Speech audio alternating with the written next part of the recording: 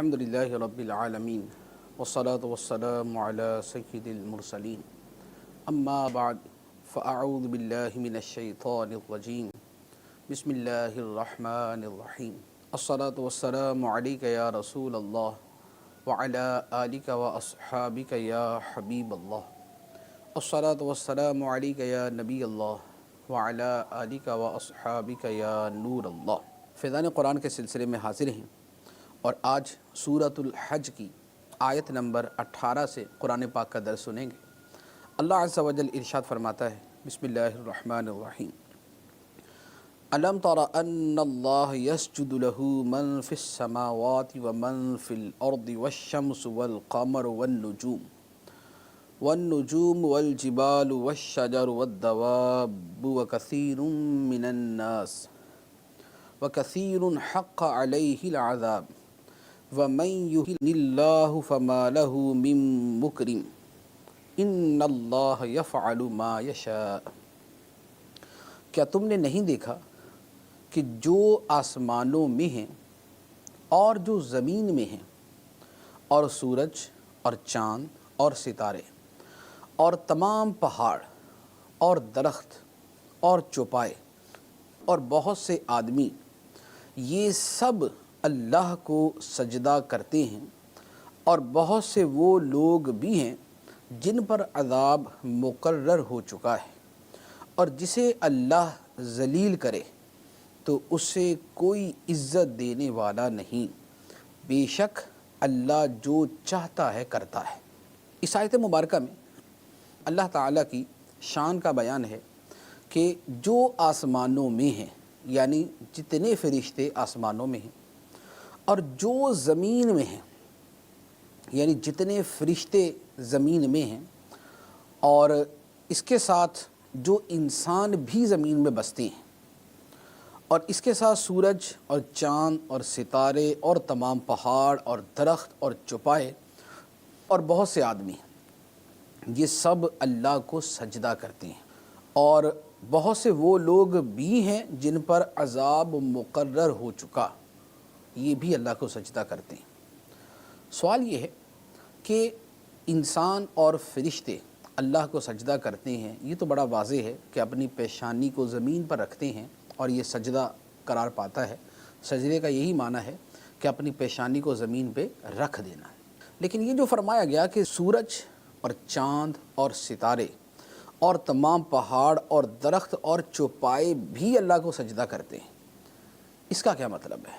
کیونکہ سورج کا یہ سجدہ کہ وہ اپنی پیشانی زمین پہ رکھتا ہو، چاند اپنی پیشانی زمین پہ رکھتا ہو، جانور اپنی پیشانیاں زمین پہ رکھتے ہوں، اور ستارے اور پہاڑ اور درخت یہ اپنی اپنی پیشانیاں زمین پہ رکھتے ہوں، تو ظاہری اعتبار سے تو ہمیں اس طرح نظر نہیں آتا اور نہ ہی بظاہر یہ بات سمجھ آتی ہے۔ تو اس کا کیا مطلب ہے؟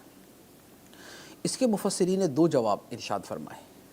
ایک جواب یہ ہے کہ سجدے سے مراد یہاں پر پیشانی کا زمین پر رکھ دینا نہیں، بلکہ سجدے سے مراد ہے اللہ تعالیٰ کے حکم کا پابند ہونا، نظام کائنات کے اعتبار سے، جسے امور تکوینیہ کہا جاتا ہے۔ نظام کائنات کے اعتبار سے ہر شے اللہ کی پابند ہے، اور اس کی یہ پابندی اللہ کو سجدہ کرنا ہے۔ اب جیسے سورج ہے، چاند ہے، سورج کی روشنی، سورج کا نکلنا، سورج کا طلوع ہونا، سورج کا غروب ہونا، سب حکم الہی کا پابند ہے۔ اللہ چاہے تو سورج نہ نکلے، اللہ چاہتا ہے تو سورج نکلتا ہے، اللہ چاہے تو سورج کو فنا کر دے، اللہ نے چاہا ہے تو سورج موجود ہے، اس کا وجود ہے۔ یہی صورت ستاروں کی ہے، یہی صورت جانوروں کی ہے، یہی صورت جو ہے وہ درختوں کی ہے۔ تو یہ جتنی چیزیں ہیں، یہ امور تکوینیہ میں یعنی نظام کائنات میں جس طرح موجود ہیں اور جس طرح یہ اپنے معاملہ سر انجام دیتی ہیں، ان تمام میں اللہ کے حکم کی پابند ہے، اور ان کی یہ حکم الہی کی پابندی یہ ان کے حق میں سجدہ ہے۔ تو یہاں پر اسی معنی میں فرمایا گیا۔ ایک تعبیر یہ۔ دوسری تعبیر یہ ہے کہ سجدے سے مراد ہر شے کا اپنے اعتبار سے سجدہ کرنا ہے۔ جیسے مثال کے طور پہ انسان کا سجدہ یہ ہوا کہ اپنی پیشانی زمین پہ رکھے، لیکن درخت کا سجدہ یہ نہیں ہے۔ درخت کا سجدہ اس کے اعتبار سے ہے جو اللہ جانتا ہے کہ اس کے سجدے سے کیا مراد ہے۔ اس کی ایک عام سی مثال میں عرض کرتا ہوں، جیسے ہم کہتے ہیں جی انسان کھڑا ہے، انسان کے کھڑے ہونے کا مطلب ہم کیا لیتے ہیں کہ وہ اپنے پاؤں کے اوپر سیدھی حالت میں، لیکن ہم یہ بھی لفظ بولتے ہیں کہ بلڈنگ کھڑی ہے۔ اب کیا بلڈنگ بھی پاؤں کے اوپر کھڑی ہے؟ نہیں، بلڈنگ کا کھڑا ہونا جو ہے یہ اور معنی کے اعتبار سے ہوتا ہے۔ ہم بولتے ہیں جی درخت سیدھا کھڑا ہے، تو کیا درخت اپنے پاؤں کے اوپر کھڑا ہوتا ہے؟ نہیں، درختوں کا کھڑا ہونا ان کے اعتبار سے۔ تو جب کوئی لفظ بولا جاتا ہے تو ہر شے کے حسب حال اس کا معنی دیا جاتا ہے۔ جیسے قیام کا لفظ انسان، پہاڑ اور درخت تینوں کے حق میں مختلف ہوگا، اسی طریقے سے سجدے کا معنی بھی سب کے اعتبار سے مختلف ہوگا۔ انسان کا سجدہ وہی پیشانی زمین پہ رکھ دینا، پہاڑوں کا سجدہ سورج کا، چاند کا، ستاروں کا، درختوں کا، چوپایوں کا، ان کا سجدہ ان کے حسب حال ہوگا جسے ہم نہیں جانتے لیکن اللہ جانتا ہے۔ اور جب اللہ نے فرما دیا کہ یہ سجدہ کرتے ہیں تو ہمارا اس کے اوپر ایمان ہے، اگرچہ اس لفظ کا معنی ہمارے مفہوم کے اعتبار سے ہمیں نہ بھی سمجھ آتا۔ تو لہذا یہاں پر مراد سجدے سے سجدہ ہی ہے، لیکن ہر شے کا سجدہ اس کے اپنے حال کے اعتبار سے ہوگا۔ آیت کے آخر میں فرمایا کہ جسے اللہ رسوا کرے اسے کوئی عزت دینے والا نہیں، کیونکہ عزت دینا اور ذلت دینا یہ اللہ تعالیٰ کے اختیار میں ہے۔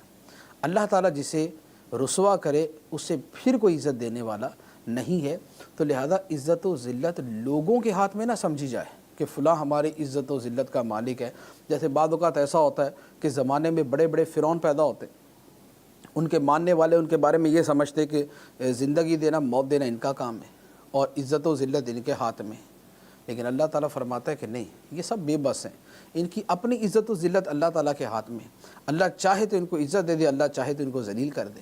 تو جسے اللہ ذلیل کرے اسے کوئی عزت دینے والا نہیں، کیونکہ اللہ جو چاہتا ہے کرتا ہے، اپنے چاہے کو کر لینا یہ اللہ کی شان کے لائق ہے۔